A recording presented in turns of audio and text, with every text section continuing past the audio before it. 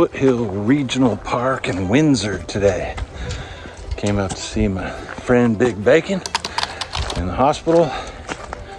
And it's a good excuse to go fish some places we'd otherwise probably never check out. So, it's supposed to be 3 ponds up here. And I don't know how fish they are. I don't really know much about them, but we're gonna check it out. Wish us a biting beautiful day. All right, well, this is the second pond. First one was pretty small. This one's a little bit bigger. This one looks a little more promising. We call this Pond B.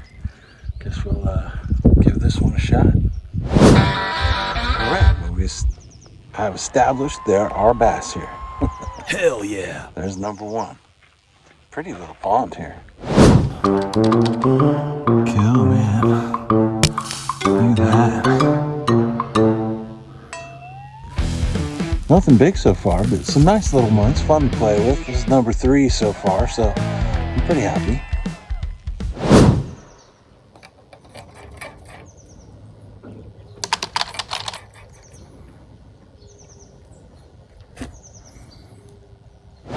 Well, I did find them down by the dam, but they're tiny.